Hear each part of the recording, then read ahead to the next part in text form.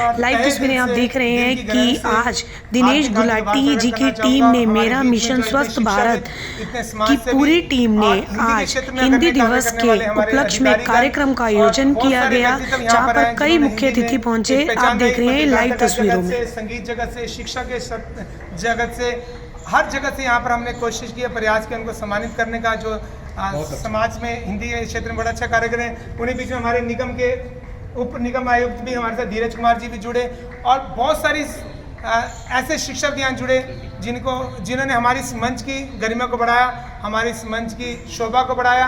और इस प्रयास को जन जन तक ले आने के लिए मैं फिर आग्रह करूँगा कि ये प्रयास, जैसे हमारे सभी साथियों ने बोला, केवल एक दिन तक सीमित ना रखें हिंदी को, केवल एक हफ्ता, एक सप्ताह या एक पखवाड़ा ना रखें, इसको अपने जीवन का आधार बनाएं हिंदी को। हमारे जिस तरह से 15-16 साल से अधिक समय से दिनेश गुलाटी जी ने ये अभियान चलाया हुआ है, खासतौर पर जब शेड भी नहीं था, जब वो बरसात में भी हमको देखा करते थे, लोगों को बुलाया करते थे, तब से मैंने उनको देखा है।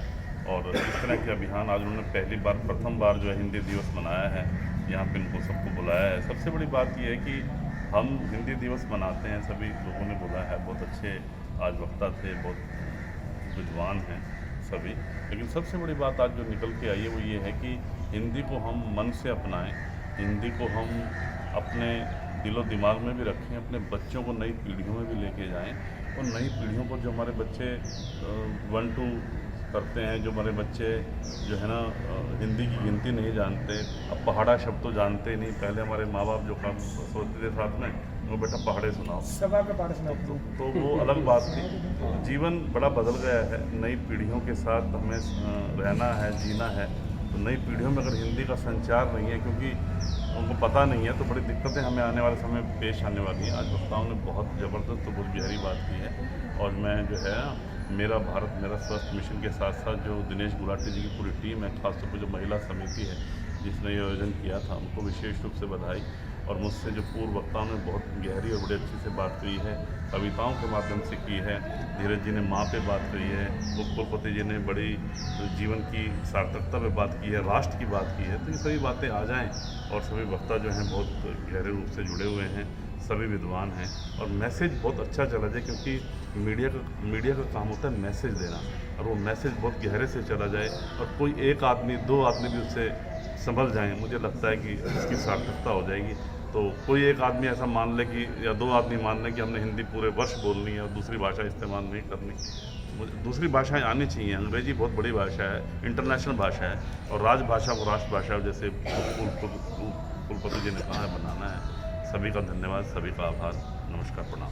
कारण ये है कि वो जिस भी मंच पे होते हैं, जहाँ भी होते हैं, वो बहुत गहरे से बात करते हैं, समाज को अच्छा संदेश देते हैं और समाज की हर पकड़ को जानते हैं। ऐसे शख्स, उनकी उम्र भी लंबी हो, उनके ओहदे भी लंबे हों, वो बहुत ऊंचाई पे जाएं, मेरी मन से ये कामना है। डॉक्टर कृष्ण अरोड़ा और महेश शर्मा जी की जोड़ी यहाँ बैठी है, मैं वो कृष्ण महेश की जोड़ी बोलता हूँ। और डॉक्टर कृष्ण अरोड़ा ने जो जिस तरह से सुर संगम में काम किया, जिस तरह से उन्होंने संघर्ष किया और जिस तरह से उन्होंने काम किया है, वो बहुत ज़्यादा काबिल तारीफ है। और अपने गानों से हमेशा संस्कारों की बात करते हैं, बुजुर्गों को हमेशा मान देते हैं। मैं इसलिए आज ये बात कह रहा हूँ कि ये जो संस्कार है, ये हमारी हिंदी की देन है, ये हमारी हिंदी भाषा जो है वो संस्कारों की जननी है। अभी धीरज जी ने कहा था कि मैं माँ पे कविता सुनाता हूँ, असल में उन्होंने माँ पे कविता नहीं सुनाई, उन्होंने माँ की कविता के रूप में हिंदी पे कविता सुनाई। उन्होंने आपको बताने का ये प्रयास किया कि हिंदी हमारी माँ है और हिंदी सचमुच हमारी माँ है। लेकिन हम माँ को मानते तो हैं, माँ को स्वीकार नहीं करते। क्षमा करें, हमारे स्वीकार करने में, हमारे करने और कथने में बहुत अंतर है। हम ये कह दिया करते हैं कि सारे के सारे बोर्ड हिंदी में होने चाहिए, सारे के सारे ऐसा होना चाहिए, वैसा होना चाहिए। लेकिन क्षमा करना, मैं कई कार्यालयों में जाता हूँ, कई आधिकारिक कार्यालयों में जाता हूँ, कई लोगों से मिलता हूँ, चंडीगढ़ के सचिवालयों में जाता हूँ, हालांकि वहाँ नियम और कायदे हैं। मैंने एक मंत्री से पूछ लिया, मैं कहा भाई साहब आपने अंग्रेजी में ये लगवाया हुआ है, तो कहता है यार जज का ज़्यादा था, जज ज़्यादा रहा था, इसको अंग्रेजी में लिखवाया। विनोद कौशिक जी मेरे बीच में, मेरे दोस्त, मेरे भाई भगत सिंह की भूमिका निभाते रहे। मेरे बड़े प्यारे दोस्त मीडिया के साथी रजत राणा जी जो यहाँ पे आए, और सबसे पहले उन्होंने मुझे फोन भी किया किया उन्होंने। उन्होंने योगा भी किया। मेरे बहुत प्यारे साथी, बहुत अच्छे साथी और बहुत मेहनत करने वाले साथी वायरल हरियाणा से हैं और हर किसी मौके पे मिनट में पहुंच जाते हैं। बहुत मेहनत करने वाले मेरे दोस्त खट्टर जी, जिनको मैं खट्टर साहब के नाम से जानता हूं और जब भी कोई बात होती है तो फ़ोन कर देता हूँ, मैं खट्टर साहब से बात कराता हूँ। तो सेक्टर साहब तो सबसे बड़े सारे जो लोग बैठे हैं, तो मैं कहना चाह रहा था, मेरा ये भाव है कि इस तरह की मुहिम चलती रहे। हिंदी को हम सिर्फ एक दिन ही ना मनाएं, हर दिन हमारा हिंदी का है। और दूसरी बात यह है कि हमारी करनी और कथनी एक हो। हम जो है ये कहें नहीं कि हम ये करेंगे, हमें करके दिखाना है और करके दिखाएं। सभी मुझसे बड़े हैं, सभी मुझसे ज़्यादा जानकार हैं, सभी मुझसे ज़्यादा विद्वान हैं। मैं कुछ ऐसा भी बोल गया हूँ तो उसके लिए क्षमा चाहता हूँ। बस ये कहूँगा, हिंदी है हम वतन। मंचा सिंह, हिंदी के बहुत बड़े हस्ताक्षर यहाँ मौजूद हैं। डॉक्टर राधेश्याम शर्मा जी, परम आदरणीय धीरज जी, संदीप साहिल जी, जिनके बारे में आप परिचित हैं कि नहीं, लेकिन बहुत एक अच्छी पटकथा इन्होंने फिल्म की लिखी, SP Chauhan the struggling man, उसका श्रेय इनको जाता है।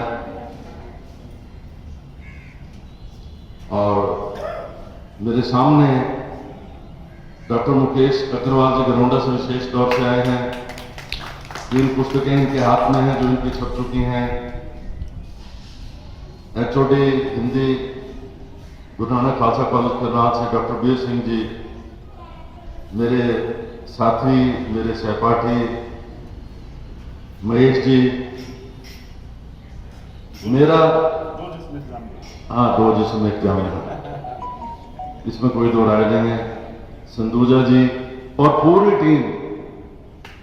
मैं सबसे पहले बधाई देना चाहूंगा दिनेश गुलाटी जी को और उनकी पूरी टीम को, महिला शक्ति को, उनके साथियों को, कि इतनी बड़ी बयार आपने चलाई है, मेरा मिशन स्वस्थ भारत। आप योग के माध्यम से पूरे हिंदुस्तान को स्वस्थ करने का जो बीड़ा हमारे प्रधानमंत्री जी ने उठाया है, तो सभी में आप लगे हुए हैं। आपको बहुत बहुत शुभकामनाएं देता हूं। रात आपका फोन आया, लिखा तो मैंने कुछ और, लेकिन हम कलाकारों की आदत होती है कि हम सोचकर कुछ जाते हैं, मंच पर कुछ और स्थिति होती है और जब गाने लगते हैं तो कुछ और ही गा देते हैं। तो एक गीत जो मुझे डॉक्टर साहब यूनिवर्सिटी में जो हिंदी गायन जब होती था हमारा कविता पाठ, तो उसमें कैथल में मुझे इसका प्रथम पुरस्कार मिला था। तो मुझे याद हुआ है कि मैं चंद लाइनों उसकी प्रस्तुत कर रहा हूँ। स्वरचित कविता है। मेरे शब्दों की सरलता ऐ मेरे मन की लगन, आ कहीं दूर चले। मेरे शब्दों की सरलता ऐ मेरे